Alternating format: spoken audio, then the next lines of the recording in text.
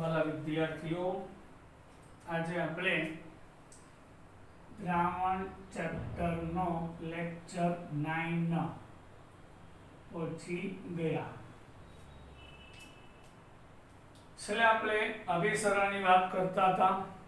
પાછું એકવાર કહી દઉં, બે જુદા જુદા દ્રાવણ કે એક બાજુ દ્રાવક અને એક બાજુ દ્રાવણ, એક બાજુ ઓછી સાંદ્રતા અને એક બાજુ વધુ સાંદ્રતા વાળું દ્રાવણ લઈને અને વચ્ચે આપણે અર્ધ પારગમ્ય પડદો પ્રવેશશીલ પટલ મૂકતા હતા, જેના કારણે ઓછી સાંદ્રતા તરફથી વધુ સાંદ્રતા તરફ આ બાજુ દ્રાવણ રાખ્યું અને આ બાજુ શુદ્ધ દ્રાવક રાખ્યું.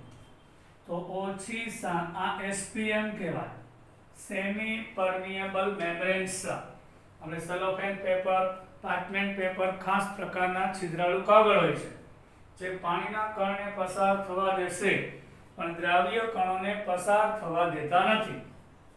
આ ઘટનાને અભિસરણ કહેવાય. પછી આ અભિસરણ અટકાવવા માટે આ બાજુ આવતો પાણીનો પ્રવાહ અટકાવવા જે વધારાનું પ્રેશર આપવું પડે એને આપણે અભિસરણ દબાણ કીધું.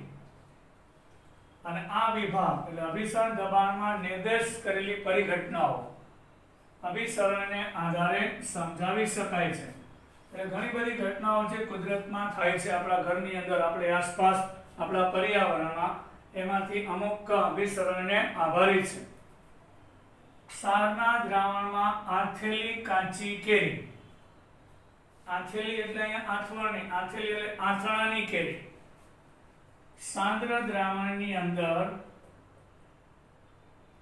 આથણાની કેરી મૂકવામાં આવે કે કેરીના બટકા, તો તમે જોયું હશે તે સંકોચાઈ જાય છે, કારણ બહારની સાંદ્રતા વધારે છે, અંદરની ઓછી છે. એટલે કેરીની અંદરના ભાગમાં, કેરીના બટકાની અંદરના ભાગમાં રહેલું પાણી બહાર આવી જશે અને ચીમળાઈ જશે. પછી કરમાયેલા ફૂલ, આપણે કોઈ ફ્લાવર પોટમાં પાણી ભરીને રાખીએ તો તે ખીલી ઉઠે છે, કારણ અહીંયા પાણીની સાંદ્રતા ઓછી હોય, અંદર નહીં સાંદ્રતા વધારે હોય. એટલે બહારથી પાણી અંદર જાય કોષની અંદર અને કોષ ફૂલે છે.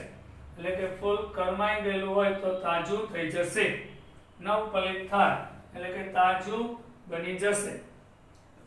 ગાજર કે જે પાણી ગુમાવવાને કારણે નરમ પડી ગઈ હોય છે, હા, આપણે ખેતરમાંથી ગાજર કાપીને લઈ આવીએ, પછી શાક માર્કેટમાં તમે જોજો તાજે તાજું હશે તો એકદમ ફ્રેશ ને એકદમ ફ્રેશ લાગશે. એક બે દિવસ પછી એ ગાજર કરમાઈ ગયેલું લાગશે, કારણ કે એમાં પેલું પાણી ઉડી ગયું. એ ગાજરને પાછું પાણીમાં નાખી દેશો ને તો પાછું એકદમ તાજું નવફલિત થઈ જશે, કારણ ગાજરની અંદરની સાંદ્રતા વધારે છે. પાણીના સંપર્કમાં આવે, બહારથી પાણી ગાજરની અંદર કોષમાં આવે અને ગાજર છે પાછું તાજું બની જશે. તેના કારણે કોષમાં અભિસરણ દ્વારા પાણી દાખલ થાય છે. 0.9% દળ પ્રતિ કદ એટલે શું છોકરાઓ? વેઇટ બાય વોલ્યુમ થી ઓછો ક્ષાર ધરાવતા દ્રાવણમાં મૂકવામાં આવે તો લોહીના કોષ તેના અભિસરણથી પાણી દાખલ થવાને કારણે ફૂલે છે. એટલે 0.9% વેઇટ બાય વોલ્યુમ થી ઓછો સાંદ્રતા વાળું કોઈ ક્ષારનું દ્રાવણ લઈને એમાં લોહીના કોષ મૂકવામાં આવે તો બહારની બરાબર પાણી દાખલ થવાને કારણે ફૂલે છે. લોહીના કોષ છે એની સાંદ્રતા 0.9% વેઇટ બાય વોલ્યુમ જેટલી હોય. હવે એ સાંદ્રતા ઓછી લઈએ એટલે લોહીનું કોષ છે એ ઓછી સાંદ્રતાથી વધુ તરફ, એટલે કોષની અંદર પાણી દાખલ થાય અને ફૂલે છે. જે લોકો વધુ પડતું મીઠું અથવા ખારા પદાર્થ ખાય છે તેની માંસપેશીમાં અને આંતરકોષીય જગ્યામાં અભિસરણને કારણે પાણી જળવાઈ રહેવાનો અનુભવ કરે છે. હવે જે લોકો વધારે પડતું મીઠું અથવા તો ખાટા પદાર્થ ખાય છે તેઓ તેમની માંસપેશીમાં અને આંતરકોષીય જગ્યામાં પાણી, આપણે ખબર પાણી ભરાઈ ગયું છે, એનું કારણ એ છે કે વધારે પડતું મીઠું ખાઓ એટલે જે માંસપેશીની અંદર મીઠું ક્ષાર જમા થાય એટલે કોષની અંદરનું પાણી બહાર આવે અને કોષ વચ્ચેની જગ્યામાં પાણી જમા થાય એટલે બોડીમાં પાણી જમા થવાનો અનુભવ કરે, પરિણમતી જાડાઈ અથવા આવા ફુલાવાને શોથ પણ કહે છે, શોથ, એડીમા. હવે જમીનમાંથી પાણીનું વૃક્ષમાં મૂળમાં જવું અને ત્યારબાદ વૃક્ષના ઉપરના ભાગ સુધી જવું એ અંશત રીતે અભિસરણની જવાબદાર છે. એ કઈ રીતે તમને કહું, જમીનની અંદર કોઈ મૂળિયા હોય છે તો અંદરની સાંદ્રતા વધારે છે, બહાર પાણીની સાંદ્રતા ઓછી, એટલે ઓછી સાંદ્રતા તરફથી વધુ. પહેલા આ વનસ્પતિના મૂળિયા છે પાણી શોષે, અભિસરણ, પછી અહીંયા સાંદ્રતા ઘટી, અહીંયા હજી વધારે છે એ પાણી ઉપર ચડતું જાય એટલે એ પણ એક પ્રકારનું અભિસરણ જ છે. ક્ષારથી માંસનું પરિરક્ષણ અને ફળોમાં ખાંડ ઉમેરવાથી તે બેક્ટેરિયાની અસર સામે રક્ષણ આપે છે. હા, પરિરક્ષણ એટલે કે જાળવણી, સાચવવું, પ્રિઝર્વ કરવું, પ્રિઝર્વેટિવ્સ જેવું કામ કરે છે મીઠું. એટલે માંસની ઉપર મીઠું ભભરાવી દો કે શર્કરા રહિત ફળો, બરાબર, ફળની અંદર ખાંડ પાથરી દો એટલે બહારની સાંદ્રતા વધી એટલે અંદરનું પાણી બહાર આવી જાય. હવે અંદર પાણી જ ના હોય એટલે બેક્ટેરિયાનો વિકાસ ના થાય એટલે આ મારફતે ક્ષાર લગાવેલા માંસ અથવા શર્કરા રહિત રસિત ફળો પાણી ગુમાવે, સંકોચાઈ જાય અને તે મૃત પામે, શિથિલ થઈ જાય, જેના કારણે લાંબો સમય સાચવી શકાય છે. હવે આપણે પ્રતિ અભિસરણ, તમે ઘણી વખત સાંભળ્યું હશે RO સિસ્ટમ, બસ આ જ રિવર્સ ઓસ્મોસિસ. તમારા ઘરની અંદર પાણીનો પ્યુરિફાયર છે એ RO સિસ્ટમ છે, રિવર્સ ઓસ્મોસિસ, યાની કે પ્રતિ અભિસરણ. આપણે એને RO પ્લાન્ટ કહીએ છીએ. જો દ્રાવણની બાજુ પર અભિસરણ દબાણ વધારે લાગુ પાડવામાં આવે તો અભિસરણની દિશા ઉલટાવી શકાય. એટલે શુદ્ધ દ્રાવક દ્રાવણમાંથી અર્ધપારગમ્ય પડદા મારફત બહાર વહે. આ ઘટનાને પ્રતિપ અભિસરણ એટલે વિરુદ્ધનું અભિસરણ અને તેની બધી વ્યવહારિક ઉપયોગિતા છે. અને દરિયાઈ પાણીમાંથી ક્ષારને દૂર કરવા માટે આ પદ્ધતિનો ઉપયોગ થાય છે. આપણે અત્યાર સુધી શું શીખ્યા કે એક બાજુ શુદ્ધ પાણી લઈએ અને એક બાજુ દ્રાવણ લઈએ તો ઓછી સાંદ્રતાથી વધુ સાંદ્રતા તરફ પાણીનો પ્રવાહ વહેશે, અભિસરણ થાય. અને અહીંયા આગળ એક વધારાનું પ્રેશર આપી દઈએ તો આ બાજુ આવતા પાણીનો પ્રવાહ અટકી જાય, એને અભિસરણ દબાણ કહેવાય, ઓસ્મેટિક પ્રેશર કહેવાય. હવે એનાથી ઊંધું, શુદ્ધ દ્રાવક દ્રાવણમાંથી એટલે શુદ્ધ દ્રાવક આ તાજું પાણી છે, આ ક્ષારવાળું પાણી, એની અંદર એલું દ્રાવક છે. અર્ધપારગમ્ય પડદો એટલે SPM કહેવાય, સેમી પરમિએબલ મેમ્બ્રેન્સ મારફત બહાર હોય એટલે આ દ્રાવકમાંથી દ્રાવણ તરફ હતું. અહીંયા એટલે અભિસરણ દબાણ કરતા દબાણ વધી જાય એટલે આ બાજુ આવતો પાણીનો પ્રવાહ અટકી જાય, પણ આ બાજુ પ્રેશર વધારી દો એટલે ઊંધું, વધુ સાંદ્રતા તરફથી ઓછી સાંદ્રતા તરફ પાણીનો પ્રવાહ વહેશે. અને દરિયાઈ ક્ષારમાં, અને આમાં ક્ષાર છે એ અહીં પટલ મારફત બહાર નહીં આવે એટલે ક્ષારની અંદર આ ક્ષાર છે, ધારો કે મીઠું અને પાણી, તો પાણીનો અણુ બહાર આવશે, મીઠાના કણ બહાર નહીં આવે એટલે મીઠાના દ્રાવણમાંથી પાણી દૂર કરી તાજું પાણી મેળવી શકાય. આ પ્રક્રમ આકૃતિમાં દર્શાવ્યા મુજબ ગોઠવી શકાય છે. જ્યારે અભિસરણ દબાણ કરતા વધારે દબાણ લાગુ પડી ગયું. હવે આ બાજુ પાછું એકવાર તમને સમજાવું. આ બાજુ તાજું પાણી રાખેલું છે અને આ બાજુ ક્ષારવાળું પાણી રાખેલું છે. તો શું થશે? નિયમ મુજબ ઓછી સાંદ્રતાથી વધુ સાંદ્રતા તરફ પાણીનો પ્રવાહ વહેશે. તો હવે આપણે દબાણ વધાર્યું એટલે અભિસરણ અટકી ગયું, એને અભિસરણ દબાણ. હવે અભિસરણ દબાણ કરતાંય વધારે દબાણ આપો એટલે ઉલટો પ્રવાહ ચાલુ થાય.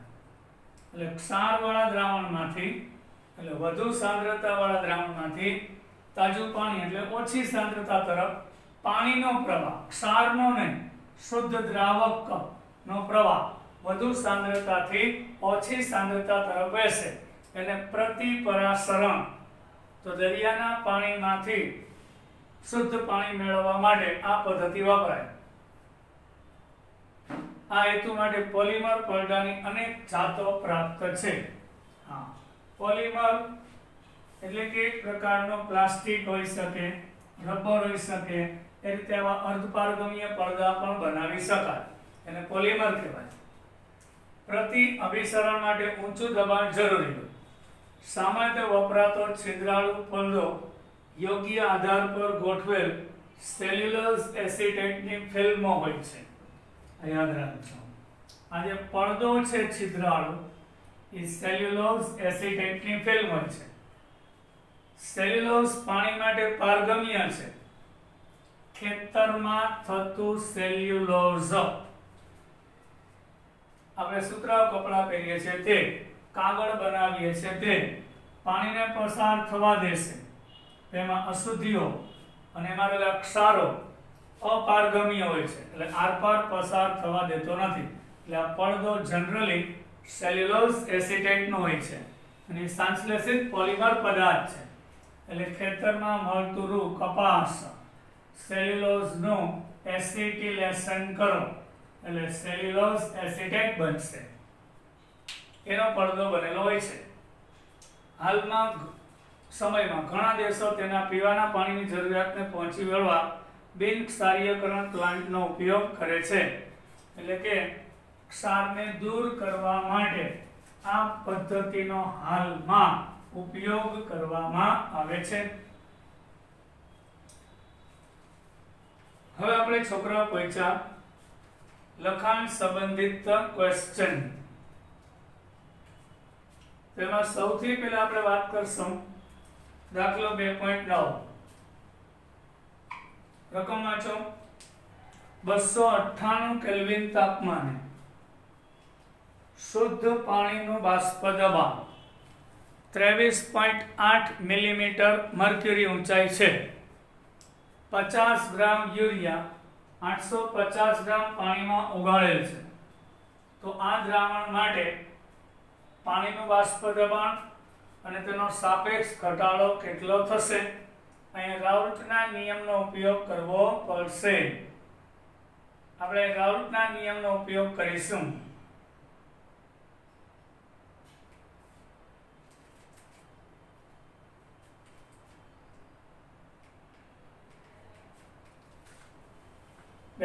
જો શુદ્ધ પાણીનું બાષ્પ દબાણ એટલે પાણીમાં હજી આપણે કાંઈ ઉમેરેલું નથી.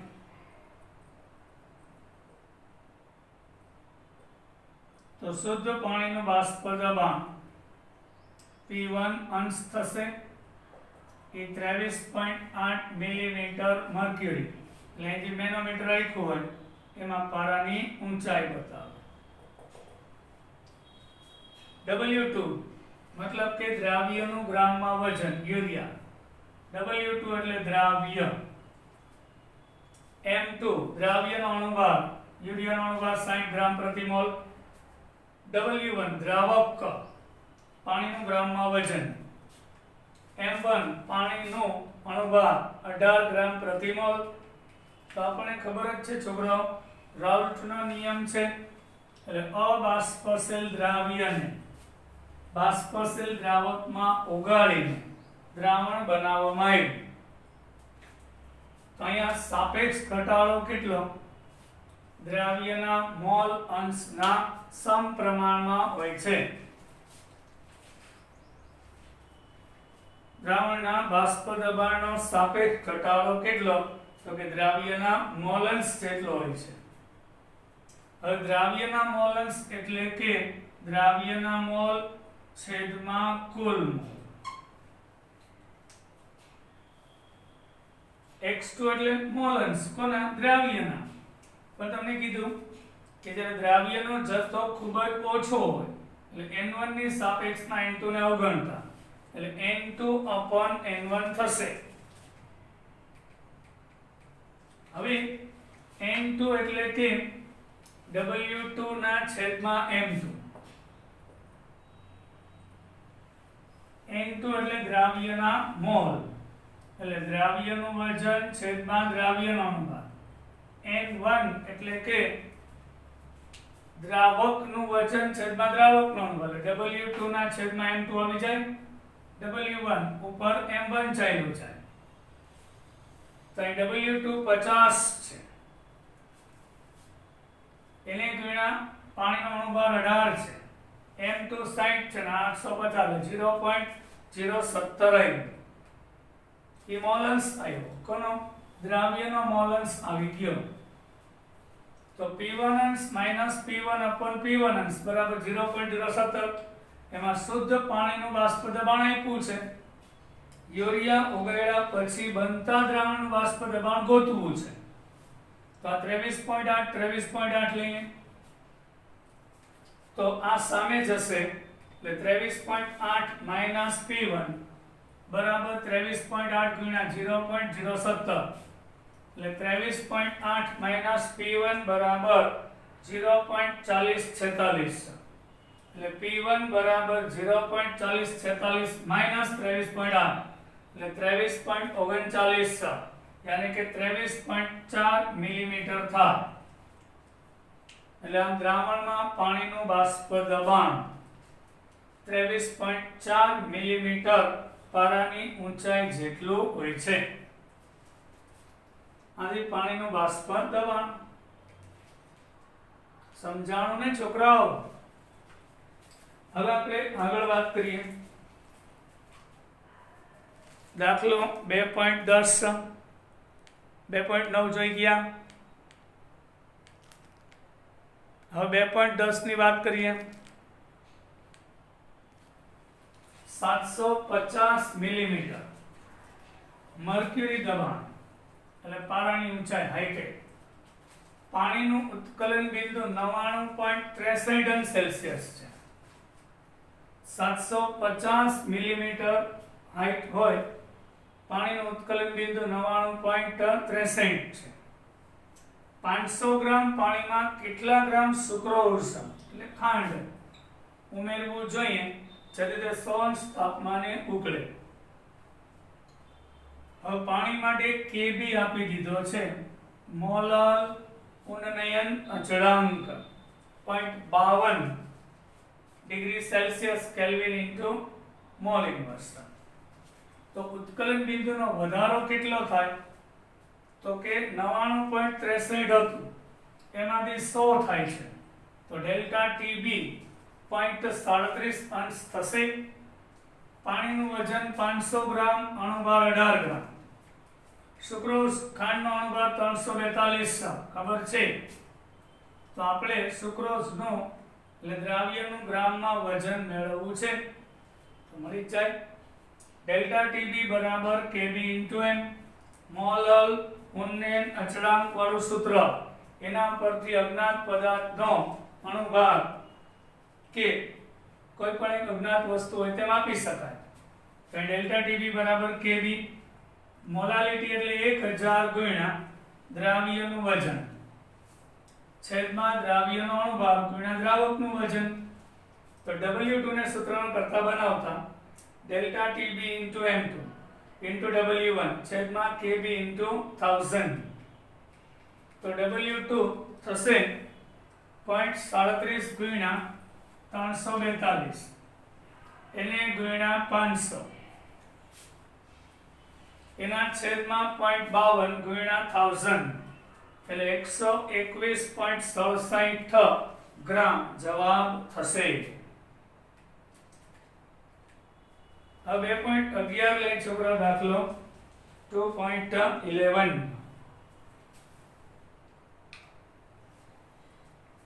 દાખલા નંબર 2.11 75 ગ્રામ એસિડિક એસિડ છે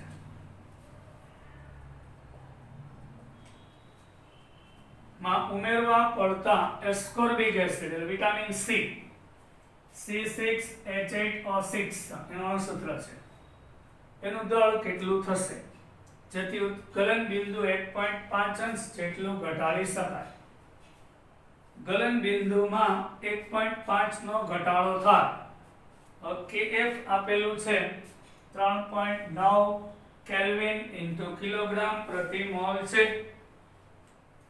ગલન બિંદુમાં ઘટાડો ડેલ્ટા TF 1.5 આપી દીધો છે। હવે ઈ ઘટાડો માઈનસ નહીં પ્લસ જ આવે। શુદ્ધ પાણીનું 0 અંશ હોય દ્રાવણનું સપોઝ -2 હોય તો એ માઈનસ માઈનસ પ્લસ એટલે આમ એટલે આ -1.5 હોય તો ઘટાડો તો 1.5 જ આવે ને એમ છે।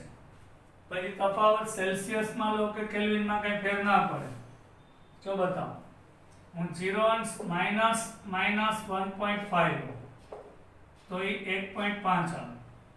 0 એટલે 273 કેલ્વિન તો ઓલું છે ઈ -1.5 હોય એટલે 1.5 નહીં પણ 271.5 તો એ તફાવત છે 1.5 જ રહેશે। એટલે તફાવત છે ને એ કેલ્વિનમાં કે સેલ્સિયસમાં સરખો થાય એટલે કેલ્વિન લખી શકાય અને સેલ્સિયસ એ લખી શકાય કારણ તફાવત છે। તમને સમજાવી દઉં 0 અંશ સેલ્સિયસ અને 100 અંશ સેલ્સિયસનો તફાવત કેટલો 100 આવે। હવે કેલ્વિનનો 373 ને 473 નો તફાવત કેટલો આ કેલ્વિન અને સેલ્સિયસમાં તાપમાન સેલ્સિયસ કેલ્વિનમાં જુદું હોય પણ એ બેનો તફાવત છે એ સેલ્સિયસ ને કેલ્વિનમાં સરખો જ હોય એટલે સેલ્સિયસ હોય કે કેલ્વિન બે સરખું જ થાય। એટલે ડેલ્ટા TF છે સેલ્સિયસમાં લો કે કેલ્વિનમાં એમાં કંઈ ફેરવવું નહીં પડે કારણ કે ડેલ્ટા T છે T હોય તો ફેરવવું પડે ડેલ્ટા T ફેરવવું ના પડે। તો દ્રાવકનું વજન 75 ગ્રામ એસિડિક એસિડનું વજન અણુભાર 60। તો હવે દ્રાવ્યનું એસ્કોર્બિક એસિડનું દળ મેળવવું છે સેમ હમણાં એ જ રીતે આપણે જોઈ ગયા તે તો એસ્કોર્બિક એસિડનું મોલર દળ 176 ગ્રામ પ્રતિ મોલ થાય। અણુસૂત્ર આપેલું છે એના ઉપરથી જો C6 એટલે 12 6 72 6 8 હાઇડ્રોજન નો 8 72 ને 8 80 અને 16 6 96 80 ને 96 એટલે 176 થશે। તો ડેલ્ટા TF બરાબર KF m થશે। m એટલે મોલાલિટી દ્રાવ્યનું વજન દ્રાવ્યનો અણુભાર 1000 છેદમાં દ્રાવકનું ગ્રામમાં વજન તો આપણે W2 માપી શકાય। તો W2 બરાબર delta TF into m2 into W1 છેદમાં KF into 1000 તો 1.5 ગુણ્યા 176 એને ગુણ્યા 75 ભાગ્યા 3.9 રકમ આપેલું છે KF અને 1000 એટલે 5.0769 એટલે 5.077 ગ્રામ થશે। હવે આપણે 2.12 લખાણ સંબંધિત છેલ્લો દાખલો આ ચેપ્ટરનો 37 અંશ સેલ્સિયસ તાપમાન 37 અંશ સેલ્સિયસ છે 450 મિલી પાણીમાં 1,85,000 અણુભાર ધરાવતો એક પોલિમર નો 1 ગ્રામ ઉમેરીએ તો એનું અભિસરણ દબાણ કેટલું થશે। હવે તમને કહો આપણે અભિસરણ દબાણ સૂત્ર છે પાઈ બરાબર CRT C એટલે મોલના છેદમાં કદ અને મોલ એટલે વજનના છેદમાં અનુભાગ W2 RT/M2V થશે. અહીં R ની જરૂર પડે તો 8.314 10^3 pascal into litre kelvin inverse into mall inverse થશે. તો આના ઉપરથી N એટલે કે W2 આના ઉપર W2 એટલે દ્રાવ્યનું વજન 1 ગ્રામ. R પાસ્કલમાં લીધું તો જવાબ પાસ્કલમાં આવશે. R ની કિંમત પાસ્કલમાં લીધી 8.314 × 10^3. તાપમાન કેલ્વિનમાં ફરજિયાત અહીં કેલ્વિન છે એટલે 37 + 273 કરો એટલે 310 કેલ્વિન થશે. અણુભાર M2 એ 1,85,000 અણુભાર આપેલો છે. એ મૂક્યું M2. કદ ફરજિયાત લીટરમાં, કારણ કે કદ લીટરમાં પાસ્કલ ઇન્ટુ લીટર એટલે મિલીલીટરમાં કરેલો 450/1000 એટલે 0.45 એટલે 30.96 પાસ્કલ જવાબ આવશે.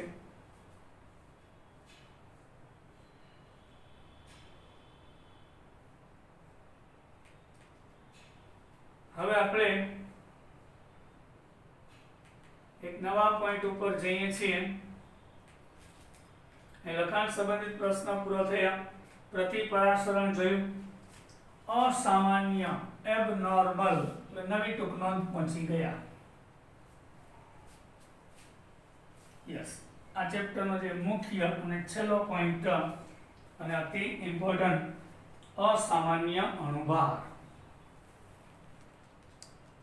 વિશે ટૂંક નોંધ લખો. ખાસ ધ્યાન રાખજો. આપણે જાણીએ છીએ કે આયોનિક સંયોજનને પાણીમાં ઓગાળીએ ત્યારે ધન આયન અને ઋણ આયનમાં તે વિયોજિત થાય છે.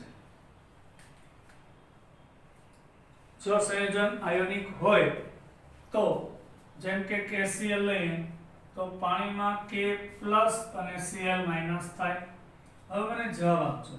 હું KCl ના 1 મોલ લઉં એટલે આયનીકરણ નથી થયું ત્યારે એટલે 1 મોલ અણુ હશે, પણ પાણીમાં ઓગાળ્યા પછી હવે 1 મોલ K+ અને 1 મોલ Cl- થશે.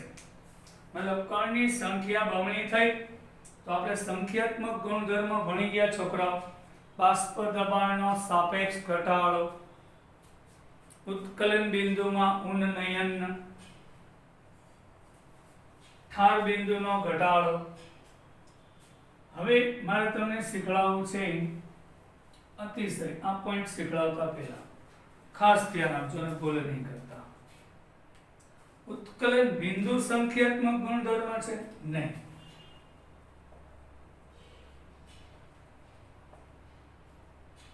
ઉત્કલન બિંદુ સંખ્યાત્મક ગુણધર્મ નથી.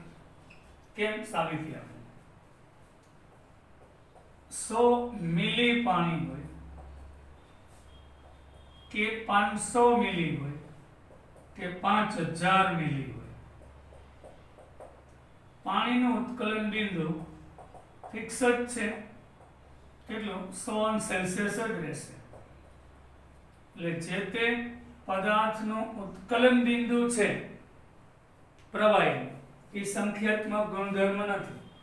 હું 10 મિલી પાણી લઉં, 100 મિલી લઉં, 500 લઉં કે 5000, ઉત્કલન બિંદુ એક સરખું જ રહેશે. પણ એમાં કંઈ ઓગાળીએ મીઠું, પછી એના જે ઉત્કલન બિંદુમાં વધારો આવે છે ઉન્નયન, એ સંખ્યાત્મક છે. 1 લીટર પાણી લીધું, એમાં 1 મોલ પદાર્થ એને Cl નાખ્યું કે ખાંડ નાખ્યું, કોઈ પણ દ્રાવ્ય, 1 મોલ દ્રાવ્ય નાખ્યું, તો ઉત્કલન બિંદુ જે વધે છે એના કરતા 2 મોલ નાખીશ તો વધારો થશે. એટલે ભૂલ નહીં કરતા. ઉત્કલન બિંદુ સંખ્યાત્મક નથી. ઉત્કલન બિંદુનો વધારો છે એ સંખ્યાત્મક ગુણધર્મ છે. આવું જ છોકરાઓ ઠાર બિંદુમાં છે. ઠાર બિંદુ, દ્રાવણનું ઠાર બિંદુ, પાણી 0 તાપમાને બરફ બને છે. ક્લિયર? હવે ઈ પાણી 100 મિલી હોય, 1000 મિલી હોય કે 5000 મિલી હોય, ઈ પાણીમાંથી બરફ બનવા માટેનું ટેમ્પરેચર 0 અંશ જ રહેશે. અને જથ્થો ગમે એટલો હશે, ઠાર બિંદુ શુદ્ધ પાણીનો 0 અંશ સેલ્સિયસ જ રહેશે. પણ આ પાણીમાં કોઈ દ્રાવ્ય પદાર્થ ઉમેરીશું, ઇથિલિન ગ્લાયકોલ છે, આપણે ભણી ગયા. ઇથિલિન ગ્લાયકોલ શું કરે? એટલે ફ્રીઝિંગ પોઈન્ટ, મીઠું છે, આવા પદાર્થ ઉમેરવાથી ઠાર બિંદુમાં ઘટાડો થાય. એટલે 0 અંશે બરફ ન બને, પણ -1, -2 કે -3 અંશ તાપમાને બરફ બનશે. એટલે ઠાર બિંદુમાં ઘટાડો થાય છે. તો ઠાર બિંદુ છે એ સંખ્યાત્મક ગુણધર્મ નથી, પણ ઠાર બિંદુમાં થતો ઘટાડો છે એ સંખ્યાત્મક છે. હવે આપણે પોઈન્ટ ઉપર આવી જાઓ. અસામાન્ય અણુભાર. મોલર દર એટલે અણુભાર. આપણે જાણીએ છીએ કે આયોનિક સંયોજનને જ્યારે પાણીમાં ઓગાળવામાં આવે છે ત્યારે ધન આયન અને ઋણ આયન માં વિયોજિત થાય છે. ઉદાહરણ તરીકે આપણે KCl લઈએ તો KCl નો અણુભાર 74.5 ગ્રામ પ્રતિ મોલ. એટલે 1 મોલ KCl છે તો 1 મોલ K પ્લસ અને 1 મોલ Cl માઈનસ. આશા રાખીએ જો આ પ્રમાણે દ્રાવણ બને તો દ્રાવણમાં 2 મોલ કણો થઈ જાય. તો આપણે આંતર આયનિક આકર્ષણને ધ્યાનમાં ના લઈએ તો 1 મોલ KCl 1 કિલોગ્રામ પાણીમાં ઉત્કલન બિંદુનો વધારો, 1 કિલોગ્રામ પાણીના ઉત્કલન બિંદુનો વધારો. એટલે કે સૂત્ર મૂક્યું ડેલ્ટા TB બરાબર KB * m. પાણીનો KB 0.2 અને 1 મોલ ની બદલે 2 મોલ લઈએ તો 1 મોલે 0.52 જેટલો વધારો. હા, મોલાલિટી એક લઈ લ્યો એટલે ડેલ્ટા TB વધારો કેટલો? KB જેટલો હોય. તો પાણીનો KB 0.52 યાદ રાખવાનું કીધું હતું. 1 મોલાલિટી હોય તો 0.52 જેટલો વધારો. તો આ તો 1 મોલ નાખ્યો પણ કણ ઓગળ્યા પછી 2 થઈ ગયા ને, તો એ વધારો 1.04 કેલ્વિન કરશે. એટલે ખોટો બતાવશે. જો આપણે વિયોજન અંશ વિશે જાણતા હોઈએ નહીં તો આપણે આવા તારણ તરફ દોરાઈશું કે 2 મોલ કણનું વજન 74.5 ગ્રામ અને 1 મોલનું દળ KCl નો 37.25 ગ્રામ થશે.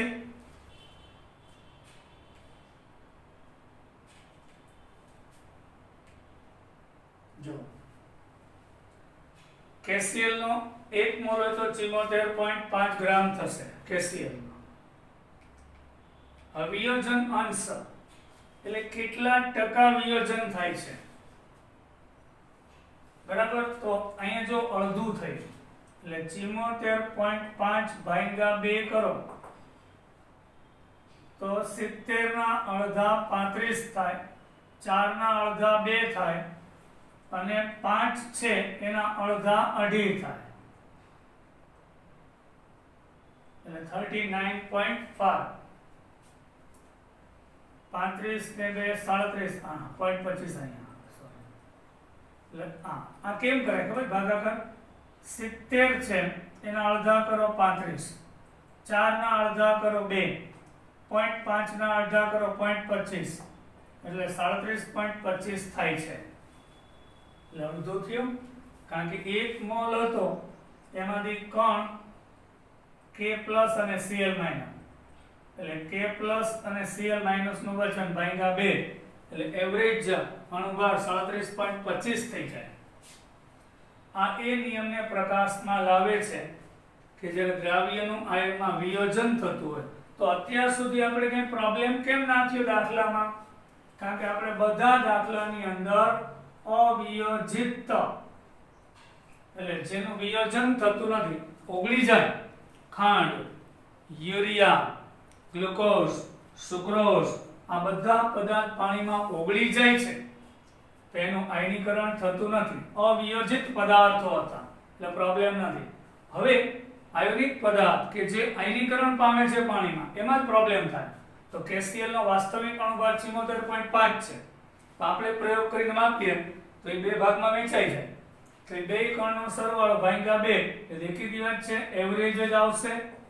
એટલે 39.35.5 એને ભાગ્યા 2 એટલે એવરેજ 37.25 આવે એટલે ખોટો મળે અને અસામાન્ય અણુભાર કહેવાય. જ્યારે દ્રાવ્યનું આયનમાં વિયોજન થતું ત્યારે પ્રાયોગિક રીતે નક્કી કરેલા મોલર દળ હંમેશા સાચા મૂલ્ય કરતા ઓછા હોય છે, કારણ કે ભંગાઈ જાય. આ KCl નો અણુ આખો હતો એટલે 74.5.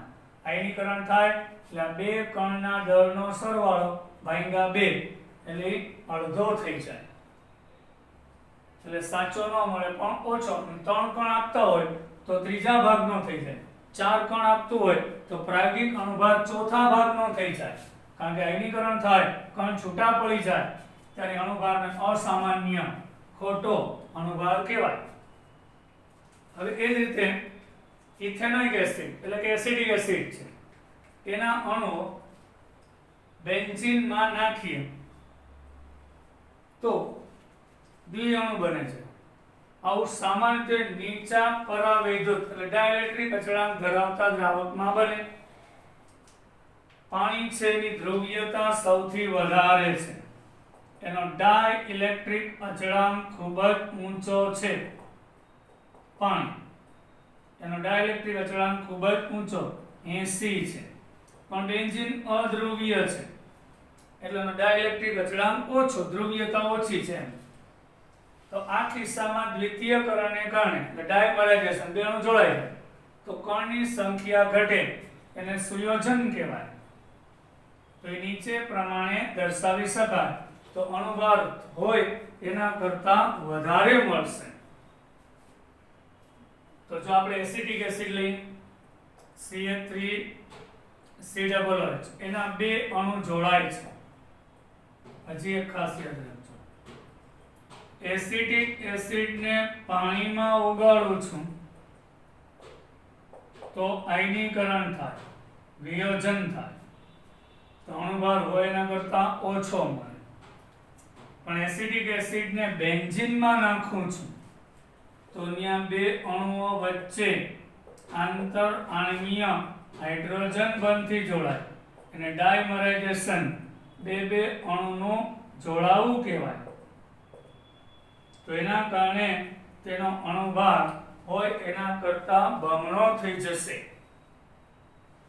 આવા 3 અણુ જોડાતા હોય તો 3 ગણો થઈ જાય છે. નિર્વિવાદિત રીતે એમ કહી શકાય ઇથેનોઇક એસિડના બધા જ અણુ બેન્ઝીનમાં સુયોજિત થાય તો ઇથેનોઇક એસિડ માટે ડેલ્ટા TF અથવા ડેલ્ટા TB સામાન્ય મૂલ્યથી અડધું થશે. ડેલ્ટા TB અથવા ડેલ્ટા TF ને આધારે ગણેલા મોલર દળ અપેક્ષિત મૂલ્ય કરતા બમણા થઈ જાય છે. એટલે ધારીએ છીએ કે એસિડિક એસિડના બે અણુ જોડાય તો અણુભાર અડધો થાય, પણ ખરેખર પ્રેક્ટિકલી અણુભાર આનો 60 છે એટલે 60 + 60 120 મળે છે. એટલે જ્યારે સુયોજન થાય ત્યારે વાસ્તવિક અણુભાર કરતા વધુ અણુભાર મળે અને વિયોજન થાય ત્યારે વાસ્તવિક અણુભાર કરતા ઓછો અણુભાર મળે. આને અસામાન્ય મોલર દળ કહેવાય. આવું મોલર દળ એટલે કે અપેક્ષિત અથવા સામાન્ય મૂલ્ય કરતા ઓછું કાં વધારે મળે એને અસામાન્ય મોલર દળ કહેવામાં આવે છે. આ માટે ઈસવીસન 1880 માં વન ટોપ નામના વૈજ્ઞાનિકે અવયવ દાખલ કર્યો જેને વન ટોપ અવયવ તરીકે ઓળખાય છે. સાલ હતી 1880. એમાં સાયન્ટિસ્ટ હતા વન ટોપ. એટલે આવા અસામાન્ય અણુભાર પરથી સાચો અણુભાર ગોતવા માટે એક પદ્ધતિ વિકસાવી. સંયોજન કે વિયોજનની માત્રા વિશે ખુલાસો આપે. આથી તે અવયવને આ પ્રમાણે વ્યાખ્યાયિત કરાય. એટલે સામાન્ય મોલર દળ એટલે સાચો અણુભાર છેદમાં પ્રયોગ દ્વારા મળતો એટલે અસામાન્ય અનુભાગ એટલે I મળશે. વન ઓફ અવયવ ફેક્ટર. હમણાં આપણે જોયા KCl નો સાચો અનુભાર કેટલો 74.5. આયનીકરણ થાય પાણીમાં માપીએ તો 37.25. તે ભાગાકાર કેટલો આવ્યો 2. તેનો વન ઓફ અવયવ 2 આવ્યો. એટલે જ્યારે દ્રાવ્યનું દ્રાવકમાં વિયોજન થાય તો વન ઓફ અવયવ 1 કરતા મોટો આવશે. તે અવલોકિત કરેલા સંખ્યાત્મક ગુણધર્મ એટલે KCl છે, હું કહું કે આ કેટલા કણ આપશે તો કે 2. એ અવલોકિત કરેલા કણ છેદમાં 1 કણ એટલે 2 ના છેદમાં 1 એટલે વન ઓફ અવયવ 2 આવી ગયો. KCl છે એમાંથી 2 આયન આપે K+ અને Cl-. તો ઈ જ થયું. આ નીચે પૂછે સુયોજન કે વિયોજન પછીના કણની સંખ્યા તો કે આ વિયોજન પછી કેટલા કણ 2. સંયોજન કે વિયોજન પહેલા કણ કેટલા 1 એટલે 2/1 એટલે આનો વન ઓફ અવયવ KCl માટે 2 થશે. અને એમાં સાંદ્રતા પણ જોવી પડે આપણે જોશું. હવે એસિડિક એસિડ હોય એના 2 અણુ હતા સુયોજન પહેલા. હવે સુયોજન થઈ ગયા પછી 1 થઈ જાય છે એટલે ઉપર 1 આવશે નીચે 2. તો આનો વન ઓફ અવયવ 0.5 આવ્યો. એટલે જ્યારે દ્રાવ્યનું સુયોજન થાય તો વન ઓફ અવયવ 1 કરતા નાનો હશે.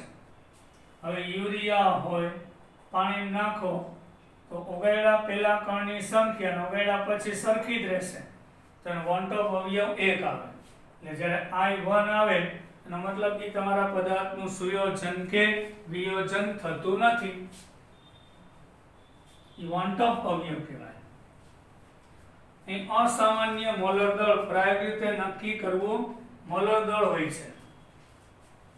અસામાન્ય મોલર દળ કોણ એટલે પ્રેક્ટિકલી નક્કી કરેલું મોલર દળ છે અને ગણતરી કરેલા સંખ્યાત્મક ગુણધર્મો.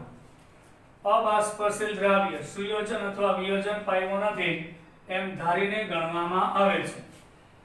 આ ગણતરી કરેલું એટલે સુયોજન કે વિયોજન ન થતું તો 1 કણ થાય ને એમ.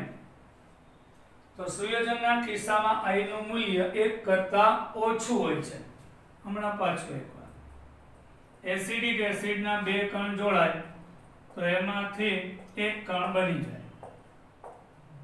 અહીં 1/2 આવે એટલે 0.5 તો I less than 1 આવ્યું. પણ વિયોજન થતું હોય તો અહીંયા 1 + 1 2 કણ આવ્યા અને 1 તો આનો I 2 આવ્યો એટલે I more than 1 આવ્યું. જ્યારે બેન્ઝીનના ઇથેનિક એસિડ માટે 0.5 આવ્યું. હવે વન ઓફ અવયવનો ઉપયોગ પરીક્ષા સામાન્ય સમીકરણમાં સમાવેશ કરી શકાય છે. જેમ કે આપણે રાઉટનું સૂત્ર વાપર્યું P1 - P/P1 પણ એ રાઉટના નિયમ છે એ અવિયોજિત એવો શબ્દ આપણે બુકમાં બધે વાંચજો. અબાષ્પશીલ અવિયોજિત એટલે એનું સુયોજન ના થાય ને વિયોજન ના થાય ત્યારે આ સૂત્ર સાચું. પણ જો એનું સુયોજન વિયોજન થતું હોય તો ત્યાં I મૂકવો પડે તો જ સાચો જવાબ મળશે. એ જ રીતે ઉત્કલન બિંદુના ઉન્નયન વાળું સૂત્ર સાચું. કેના માટે? ગ્લુકોઝ, યુરિયા, ખાંડ આ બધા માટે, કારણ કે એનું સુયોજન કે વિયોજન થતું નથી એટલે. પણ KCl NaCl માટે ખોટું તો ત્યાં I ગુણવો પડે. એટલે ઠાર બિંદુમાં અવનયન માપન પદ્ધતિ તો I × Kf × m I ગુણવો પડે. અભિસરણ દબાણ પદ્ધતિ N2RT/V એમાં I ગુણવો પડે તો સાચું અભિસરણ દબાણ આયનીકરણ કે સુયોજન વિયોજન પામતા અણુ માટે માપી શકાય. આવા કેટલાક પ્રબળ વિદ્યુત વિભાજ્ય માટે વન ઓફ અવયવ I ના સૂત્ર આપેલા છે. I ના મૂલ્ય હવે યાદ રાખજો. વન ઓફ અવયવ સાંદ્રતા ઉપર આધાર રાખે.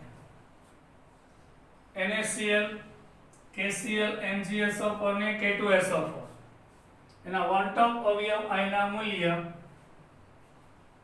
હવે NaCl છે તો એનું 100% વિયોજન થાય ને તો 2 કહેવાય, પણ NaCl ની સાંદ્રતા 0.1 મોલાલિટી છે, એટલે 1 કિલોમાં 0.1 મોલ ઓગળેલો છે, તો એનો મતલબ એના કણ વધારે છે, તો એનું આયનીકરણ ઓછું થશે, 100% ન થાય, એટલે 1.87 રહેશે. પછી આની સાંદ્રતા ઘટીને 0.01 મોલ થાય, એટલે કણ થોડા છૂટા છૂટા રહી શકશે, એટલે વન ટોપ અવયવ વધીને 1.94, આયનીકરણ વધુ થશે. પછી દ્રાવણ હજી મંદ કરો એટલે હજી વધારે સ્પેસ મળી ગયું ને, એટલે 0.001. આના કરતાં મોલાલિટી ઘટી જાય તો 100% આયનીકરણ થઈ જાય, એટલે વધુ સાંદ્રતા હોય ને NaCl ની બધા અણુ ના તૂટે, તો વન ટોપ અવયવ 2 કરતાં ઓછો રહેશે, 100% આયનીકરણ થાય તો જ 2 રહેશે, કારણ કે 2 કણ જ આપી શકે, એટલે 1 મોલ 2 મોલ આપે 100%, ત્યારે વન ટોપ અવયવ 2. એ રીતે KCl માં 1.85 1.94, એટલે જેમ સાંદ્રતા ઘટે એમ આયનો વધુ મુક્ત થઈ શકે, આયનીકરણ વધુ થાય, વન ટોપ અવયવ આનો 2 થી વધુ ના હોય, કારણ કે એક કણ એક અણુ 2 જ કણ આપે, MgSO4 માં Mg+2 SO4 -2, આનો વન ટોપ અવયવ 2 થી વધે નહીં, 1 મોલ 2 જ મોલ આપી શકે. અહીં જો સાંદ્રતા વધી, વન ટોપ અવયવ I નું મૂલ્ય વધ્યું.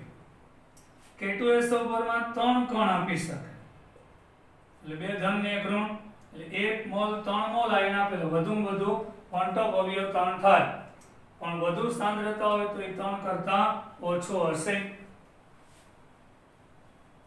આ રીતે વન ટોપ અવયવના મૂલ્ય સાંદ્રતા ઉપર પણ આધાર રાખે છે, અને જે પદાર્થનું સુયોજન કે વિયોજન થાય તો એને ગણતરીમાં લેવા જ પડે.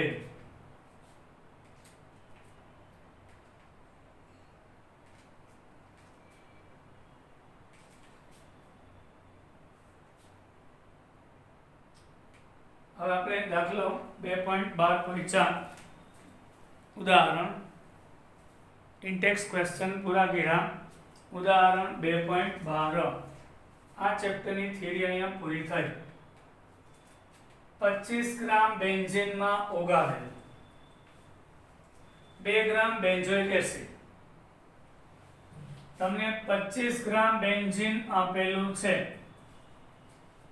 એમાં 2 ગ્રામ બેન્ઝોઇક એસિડ, એટલે દ્રાવ્ય થયો, આ દ્રાવક થશે. ઠાર બિંદુમાં અવનયન બરાબર 1.62 કેલ્વિન, ઠાર બિંદુનો ઘટાડો એટલે ડેલ્ટા TF. બેન્ઝીન માટે મોલલ અવનયન અચળાંક એટલે KF 4.9 kelvin into kilogram mall inverse, અહીંયા સેલ્સિયસ હોય તો ચાલે. જો એસિડિક દ્રાવણમાં દ્વિઅણુ બનાવતો હોય તો કેટલા ટકા સુયોજન થયેલું હશે? આપણે સુયોજનના ટકા ગોતવા છે, કેટલા ટકા તેનું સુયોજન થશે. સુયોજન થવું એટલે કે જોડાવ. પહેલા તો આપેલ ડેટા છે, W2 2 ગ્રામ, KF 4.9, W1 25, ડેલ્ટા TF 1.62, તો ડેલ્ટા TF બરાબર KF into M છે. M એટલે 1000 ગુણ્યા દ્રાવ્યનું વજન છેદમાં દ્રાવ્યનો અણુભાર અને ગુણ્યા દ્રાવકનું વજન, તો M2 કેટલું? KF ગુણ્યા 1000, W2 છેદમાં ડેલ્ટા TF અને W1, અહીં KF છે 4.9 છે, એને ગુણ્યા 1000, W2 દ્રાવ્યનું વજન 2 ગ્રામ, દ્રાવક 25 ગ્રામ, ઠાર બિંદુમાં અવનયન 1.62, એટલે 241.98 અણુભાર આવ્યો. આમ બેન્ઝીનમાં બેન્ઝોઇક એસિડનો આજે ગણતરી કરી એ પ્રાયોગિક આવ્યું ને, પ્રાયોગિક અણુભાર 241.98 આવ્યો, એટલે લગભગ 242 થાય. હવે એસિડિક એસિડનું નીચે પ્રમાણે દ્વિઅણુમાં, એટલે આ બે અણુ છે પાછું એકવાર જોડાઈ જાય છે. બેન્ઝીનમાં નાખો એટલે સુયોજન થાય છે, એટલે બે અણુઓ જોડાઈ જાય છે. તો અહીં દ્રાવ્ય કણો છે એ અડધા થઈ જશે. X દ્રાવ્યનો વિયોજન અંશ દર્શાવેલ છે, તો આપણે 1 - x મોલ બેન્ઝોઇક એસિડ અવિયોજિત હશે અને સંતુલન બેન્ઝોઇક એસિડના સુયોજિત મોલ x/2 થશે. આથી સંતુલન કુલ મોલ 1 - x + x/2 એટલે 1 - x/2 થાય. હવે આ તમને સમજાવું. આપણે બેન્ઝોઇક એસિડ લઈએ, એનું સુયોજન થયું C6H5COOH. એના બે અણુ જોડાય અને દ્વિઅણુમાં ફેરવાય, એટલે આ 2 મોલ હોય ત્યારે 1 મોલ બનશે. આપણે ધારવાનું, આપણે ક્યાં ખબર કે બધાનું જ સુયોજન થઈ જાય છે, એટલે આ 1 - x લઈએ તો x થશે.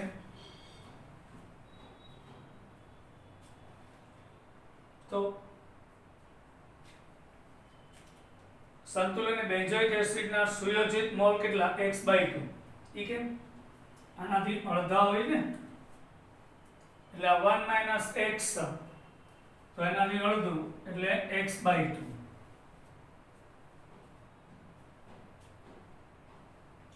સુયોજન પામેલા. અવિયોજિત કેટલા? 1 - x.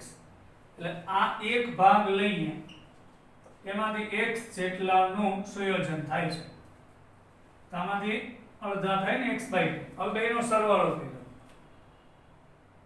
એટલે 1 - x/2 થશે. સંતુલન કુલ મોલ.